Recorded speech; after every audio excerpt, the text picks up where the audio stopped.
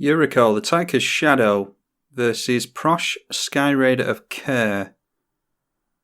Yeah, I'm going to keep that one because we can go for Nether Traitor into our Yuriko if we want to. So let's go for the tapped Watery Grave. And then worst case scenario, we can go for Smoke Shroud onto our Yuriko as well to help give it evasion. Don't know how long it'll give us evasion against Prosh though. Land into Mana Crypt for our opponent. And then into more ramp. Yeah, fast mana is the last thing we want to see. So if they get a land out next turn, that's 1, 2, 3, 4, 5. They'll be one away from getting their Prosh down. So we'll go in for Nether Traitor here. Might as well poke our opponent for one. And it's pretty much a race to see who can win this one. The problem is currently that we are reliant on top decks and revealing big cards off of the top of our library with Yuriko. And we're also seeing fast turns from our opponent. Swing in with Nether Traitor, poke our opponent for one. That has Shadow, so they wouldn't have been able to block with the Sakura Tribalkai anyway. And there is the red mana that our opponent needed.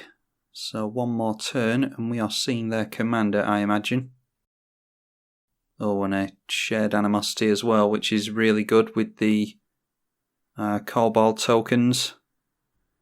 Yeah, don't see us winning this one. Drop a land. Swing in with the Nether Traitor and see what we reveal.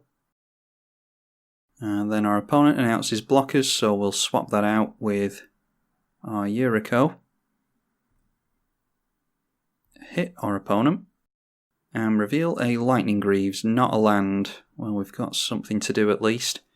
If our opponent removes the Yuriko, we can bring it back out easily enough by swinging in with this thing next turn. But it's not looking good for us currently. All we can do is hope that our opponent doesn't make a land.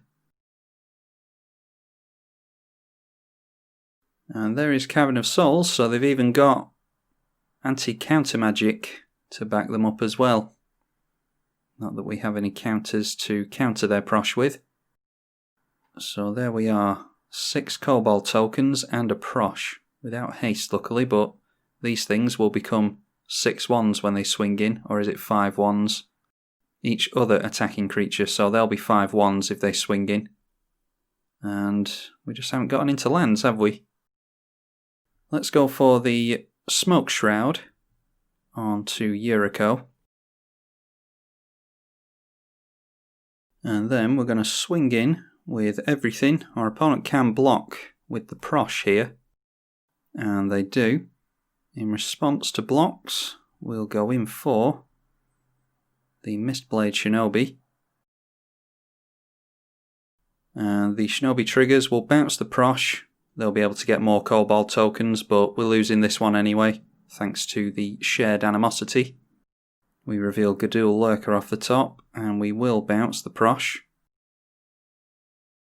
We're tapped out, and they can deal a straight 30 to us if they just swing in here, so they should just be turning everything sideways, really.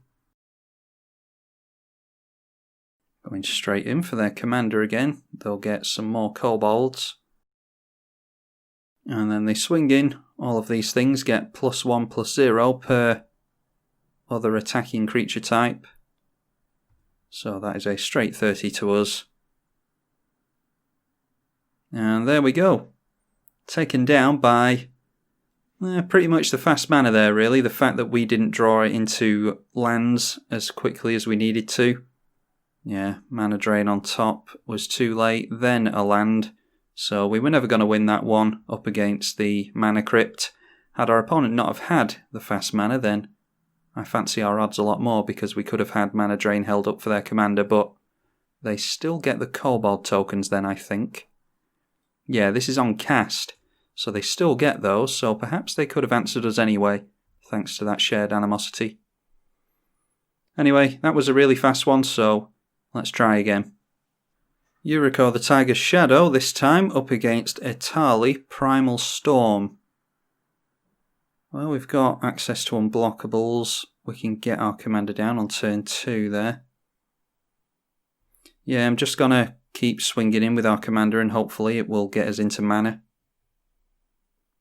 So we'll get down a turn 1 Shore Stalker.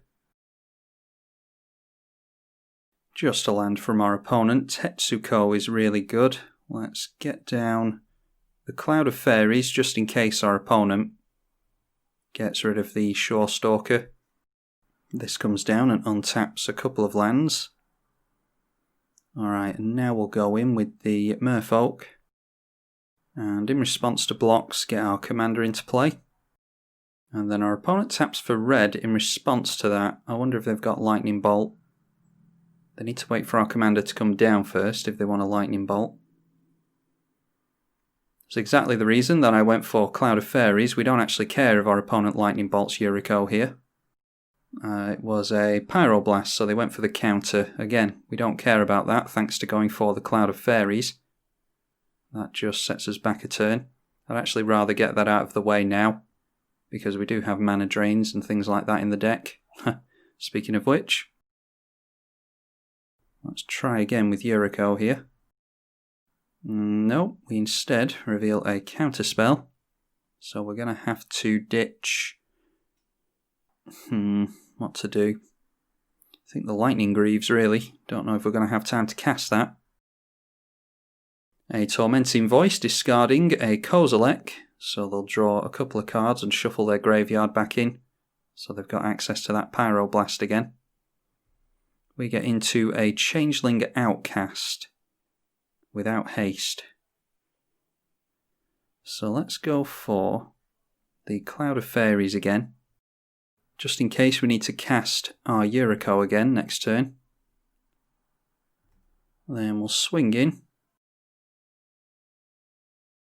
And our opponent decides to scoop it up there. That's a shame. Let's see what we would have gone into. A land, good. So then we could have, yeah, probably would have gone for holding up counter magic and gone for Changeling Outcast there. That way we can trigger Yuriko probably twice in one turn. After we've gotten down the Tetsuko, we should be able to get through with our commander easily.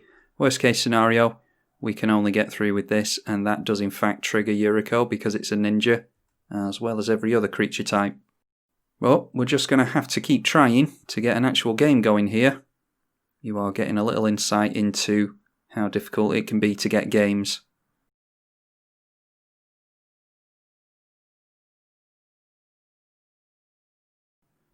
Alright, third time's a charm, and this time we're up against Zurgo Bellstriker, a very fast commander. We've got access to Demir, and we're on the play, so we can actually get down a turn to Yuriko again, thanks to the Ornithopter. Don't think we want Imperial Seal yet, so let's go for a tap land. And down comes our opponent's Zurgo Bellstriker. We will get down our commander this turn as well.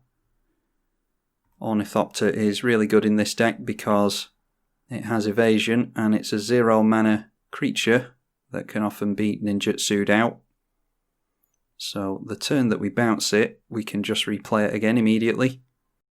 So we're going to hit our opponent with Yuriko and get into an Urborg, replay the Ornithopter, and we need to decide what we want to do with that Imperial Seal next turn. We could just reveal the Tetsuko so that we can always get through our Yuriko. And Grenzo goading our creatures. Yeah, I think Tetsuko is the thing to go for there.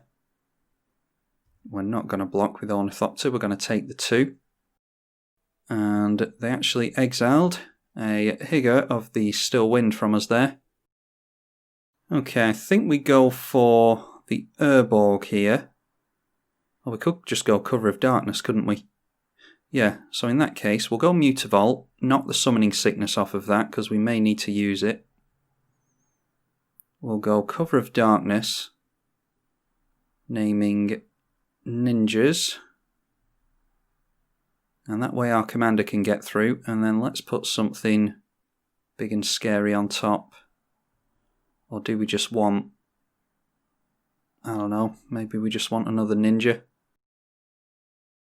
I'm actually going to go for necropotence here so we can draw a bunch of cards. So let's attack our opponent. This has fear, so it can't be blocked. We get into the necropotence, deal 3 to our opponent.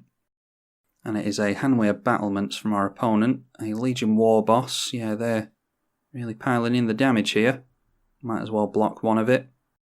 So maybe going for necropotence wasn't the best idea. They exile a land and a Liliana from us. Alright, let's go for Walker of the Secret Ways here. Yeah, wish I hadn't gone for necropotence now. Should have gone for something bigger, I think. Let's swing in like that. And we're actually going to go for Walker of the Secret Ways with ninjutsu. Bounce the Ornithopter back. And we'll get a couple of triggers with Yuriko here. Get into a Nether Traitor, which will not be able to block, and a land. So we're only knocking our opponent down to 21. And then we get to look at our opponent's hand. They've got Borderland Marauder, Burst Lightning. Which one's Burst Lightning? 2 damage to any target. If it's kicked, 4 damage. The kicker is 4. So 5 mana in total. Harsh Mentor. The Flame of Keld. Vance's Blasting Cannons. Alright, and let's just throw down Command Tower. Throw down the Ornithopter. And I don't think we need the Nether Traitor. I don't think our opponent's going to play around counter magic either. So let's just get down the Nether Traitor. Okay, just swinging in with everything again, as you would expect this red deck to do. So we're going to take 8 here. That's a lot of damage. An Abjure, a Drowned Catacomb, an Arcane Denial, and an Arcane Adaptation. Could have done with that actually, with Nether Traitor in play. And then they play the Vance's Blasting Cannons. At the beginning of your upkeep, exile the top card. If it's a non-land, you can cast it. Whenever you cast your 3rd spell in a turn, you can transform it into a Lightning Bolt on a land. And we just get into Demir's Signet. We're not doing too well here. Let's drop the Urborg. Make the Mutavault tap for some mana. Some black mana, that is. Swing in with these things. Might as well hit our opponent with Nether Traitor because we can't block with that anyway. We actually could have hit with Mutavault as well, couldn't we? Yeah. Don't actually know what I want to do this turn, that's the problem. But we'll go for ninjutsu onto Sakashima's Student. That'll be a copy of that thing. And then we'll have a look at our opponent's stuff a couple of times. Trigger Yuriko 3 times. There is a Remand, Temporal Trespass, and a Negate. Alright, so we know what cards are in our opponent's hand. Definitely get down the Ornithopter. Yeah, they might just win next turn. That's 2, 4, 6, 8, 10. Oh, not quite. No, we might still have it. We will not play out the Signet because we want to animate Mutavault. They exile off the top an Ankh, I think that's how you say that, of Mishra. And that will deal damage to us when a land enters. A Burst Lightning onto us. Yeah, they might have it. Remand doesn't do anything, does it? Negate does. 2, 4, 6, 8, 10. They've got Burst Lightning, which is cast. That is just discard your hand. That does not have haste. It can't come down with haste unless they've got a land. Yeah, they could bring something down with haste is the problem. They've got 2 damage. 2, 4, 6, 8, 10, 12. Yeah, I think they still don't have us. I'm going to hold up the counter magic here because they might have a land into a hasty creature. The Legion War Boss makes another creature. The problem is they might have another burn spell as well. So what have we got? 2, 4, 6, 8, 10 and 11. Yeah, so exactly what I thought it was. I'm actually not going to block with Mutavault here. I'm just going to block with the Ornithopter. So we'll block that. And again for the 5th time. 4, 8 and 10. Knocking us down to 1. I have to make sure not to play a land if they get into this thing. Exiling our stuff again. Vamp Tutor we couldn't use anyway. Verdant Catacombs we could tap for mana thanks to Urborg. A Swamp. Yeah, now we're just getting into the lands. It's one extreme to the other. There is one of our go-to pieces to reveal with Yuriko. And then going for Price of Progress. Yeah, that was what I was worried about. Some kind of burn spell.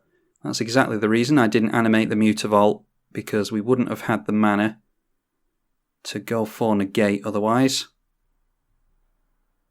So we negate that, swinging at our opponent for the victory next turn as far as I can tell. Yeah, I don't think they have anything else. Okay, they're going for Vamp Tutor. Yeah, that will actually deal the last bit of life to them, so I think they're having a bit of fun here. Going out of their own accord, they say good game. Our opponent seems like a good sport, and they almost had us there. Yeah, that was a pretty sketchy one. We were very much helped out by the Ornithopter in that game. And then got into some lucky top decks with Yuriko, triggering it a few times thanks to the ninjas that we could swing in with. And getting into Temporal Trespass was the main thing. Dealt a lot of damage to our opponent there. Cover of Darkness really helped us as well. It just encouraged our opponent to turn sideways all the time. Although they might have been doing that with Zurgo anyway. And also, a very bad tutor from me with Imperial Seal. I don't really know what I was thinking going for Necropotence against what I know to be a fast rush deck from Zurgo Bellstriker. Yeah, so should have gone for something like, I don't even know, a Tetsuko or a Scroll Rack to put big stuff on top, but we didn't have anything big in hand to put back on top consistently, but we now know that we were going to draw into this. So being able to put this back on top every turn with a Scroll Rack would have been good. Yeah, but not Necropotence anyway. That was a terrible tutor from me. But we just managed to pull it off by the skin of our teeth. Please leave a like and a comment if you want to support the channel, because it genuinely does help. Every time I ask people to subscribe, there seems to be a spike in subscriptions, so if we could keep those going, that would be really good. And yeah, I'll be able to play with all of you at some point soon, hopefully. We'll set up a big friends list on Magic Online, and all the EDH players, all the EDH channel friends of the channel can all play together. Anyway, hopefully we'll get that set up soon. I'm tribalkai on the EDH channel. Thank you for watching.